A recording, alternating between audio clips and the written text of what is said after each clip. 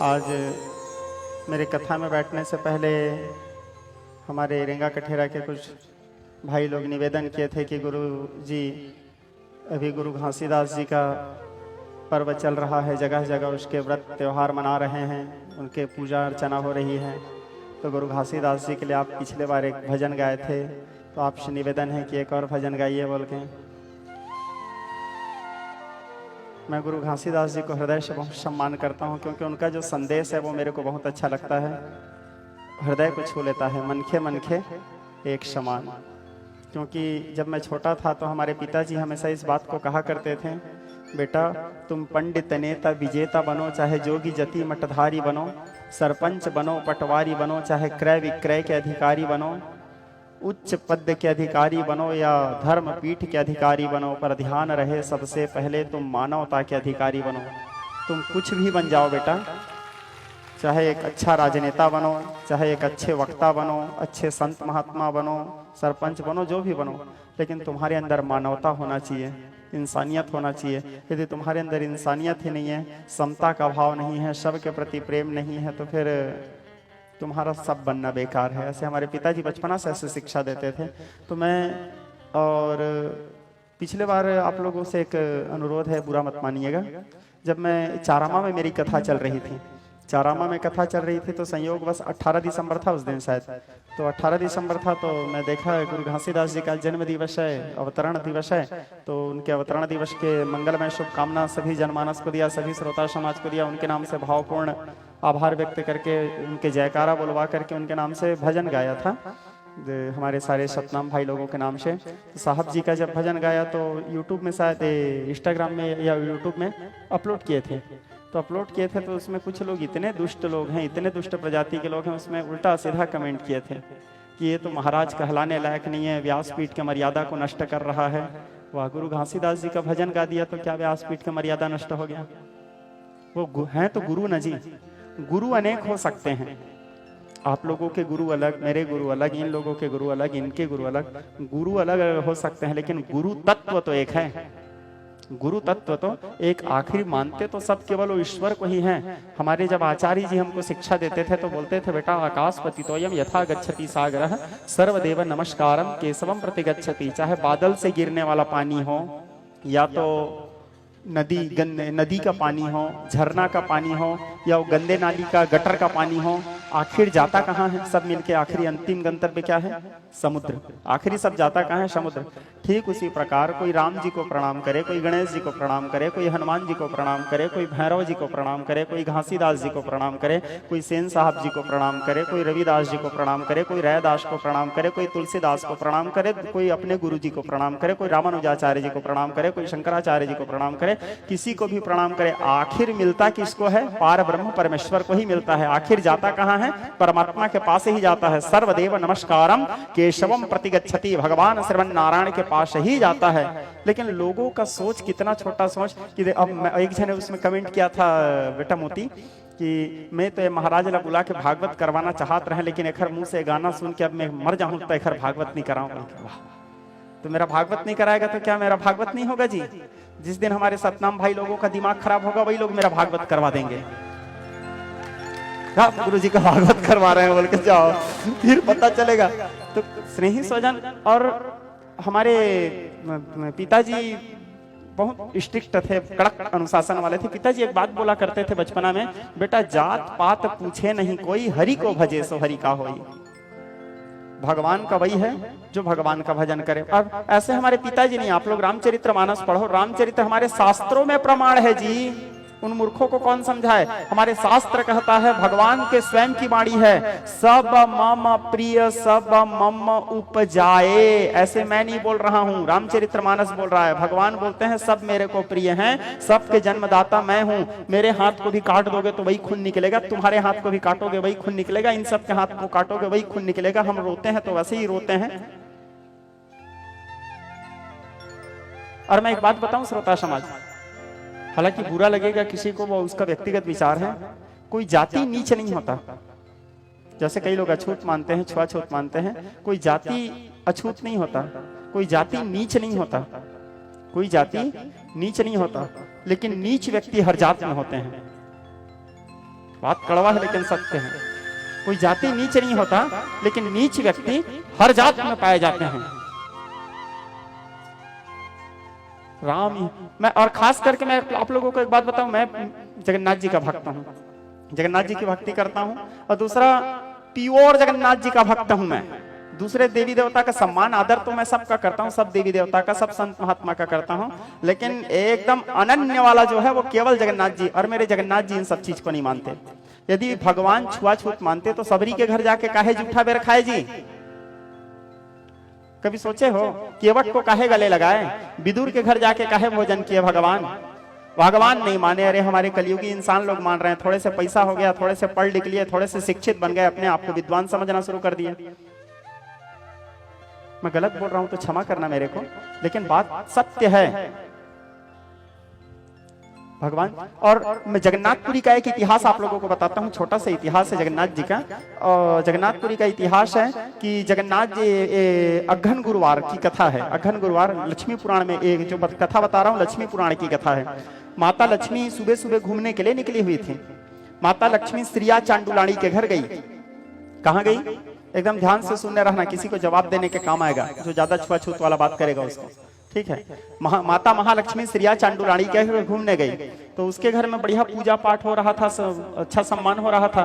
तो माता महालक्ष्मी जहाँ साफ सफाई देखी, स्वच्छता देखी, सुगंध देखी, वहां ठहर गई। मस्त श्रिया चांडुलाणी उसके पूजा कर रही थी। अब वहां के बाकी जो ब्राह्मण लोग थे, क्षत्रिय लोग थे, वैश्य लोग थे, अन्य वर्ग के लोग थे, वो लोग वैसे नियम धर्म से सुबह उठ करके पूजा नहीं कर रहे थे। जहां वैसे देखी माता, साफ सफाई स्वच्छता देखी, माता पहुंच गई पूजा करने।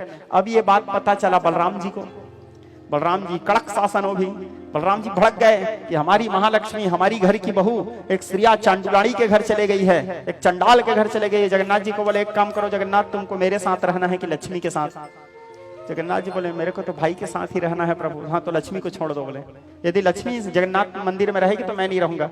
जगन्नाथ जी बड़े भाई के आदेश का पालन करते, घर का मुखिया है, लक्ष्मी जी का त्याग कर दिए। लक्ष्मी जी के त्याग कर दिए तो जब लक्ष्मी ही छोड़ के चले गई तो जगन्नाथ जी श्री विहीन हो गए। एक एक दाना अन्न के लिए जगन्नाथ जी मोहताज हो गए।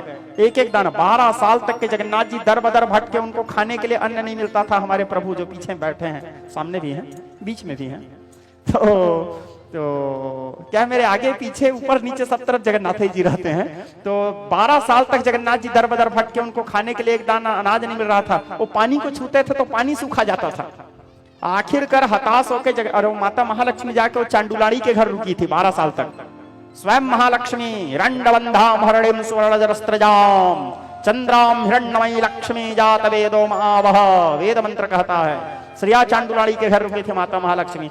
आखिरकार जगन्नाथ जी और बलराम जी भूख प्यास से व्याकुल होकर के वही महालक्ष्मी जी के पास गए, और जिस महालक्ष्मी को लोग चांडुलाणी समझना शुरू कर दिए थे, उसी महालक्ष्मी के हाथ से दिए हुए भोग को खाए। तब 12 साल बाद जगन्नाथ जी का पेट भरा। तो महालक्ष्मी जी को बोले चलो मंदिर वापस चलेंगे। महालक्ष्मी बोली एक शर्त में जाऊंगी। बोले क्या शर्त है? बोले आज के बाद आपके मंदिर में और आपके भक्त लोग छुआछूत नहीं मानेंगे तो जाऊंगे। जगन्नाथ जी बोले हाँ ठीक है आओ। तो महालक्ष्मी जी को साथ में लेके आए भगवान। उस दिन से आप लोग कभी भी जगन्नाथपुरी जाना, जगन्नाथपुरी में छुआछूत नहीं है। जगन्नाथपुरी में ब्राह्मण चांडाल एक साथ बैठ करके भोजन ग्रहण करते हैं, एक ही पत्री में भोजन ग्रहण करते हैं। जगन्नाथ जी के भोग को पवित्र नहीं माना जाता। और जो जगन्नाथ जी को मान रहा है और जगन्नाथ जी की भक्ति करने वाला व्यक्ति यदि छुआछूत मानता है तो वो फिर जगन्नाथ जी का भक्त नहीं हो सकता। मैं इसीलिए नहीं मानता छुआछूत, यही मेरा कारण है। मेरे संगीत पार्टी में जितने बच्चे लोग सामने बैठे हैं, ये 4 जने तो श्रीवास हैं, नाई लोग हैं। मैं इन लोगों के साथ एक साथ बैठ के भोजन करता हूँ। पूछना, एक जने आदिवासी भाई है वो जो बंसी बजा रहा है, एक जने साहू जी हैं। पूछो इन लोगों को आज तक कभी ऐसे लगा क्या गुरुजी हम कुछ छुआछूत माने हैं? लगा है बेटा? इन लोग तो गर्व से मेरे साथ भोजन करते हैं। लेकिन इससे अन्य जो लोग हैं उन लोगों को तकलीफ हो रहा है कि महाराज ऐसे करते हैं, महाराज उन लोगों को सम्मान देते हैं। अरे तो महाराज उन लोगों को सम्मान देते हैं तो लोग भी महाराज को सम्मान देते हैं। देखो दोनों हाथ से ताली बजता है श्रोता समाज। वो लोग मेरे को प्रेम कर रहे हैं तो मैं उनको प्रेम कर रहा हूं। खैर जिसको जो मानना है माने, जिसको जो समझना है समझे। हम गाएंगे, ठीक है हम गाएंगे, तुम और कमेंट करो, उससे हमको कोई प्रॉब्लम नहीं है, गाएंगे। चलो बजाओ जी। बोलो गुरु घासीदास बाबा के। मैं आप लोगों को एक और बात बताऊं, अभी जो ये चल रहा है पर्व, अभी मैं हमारे महोदय जी आए थे भुवनेश्वर बघेल जी, उनको बोला भी मेरे को वहाँ जाने की भी इच्छा होता है, उन लोगों का जो कार्यक्रम होता है, मैं क्या है कभी गया नहीं हूँ, कभी ऐसा संयोग मिला नहीं था, मेरे को जाने की भी इच्छा होता है, कभी यदि संयोग मिला सतनामी भाई लोग बुलाएंगे तो जरूर जाऊंगा। हाँ तो अभी गाएंगे, चलो बजाओ।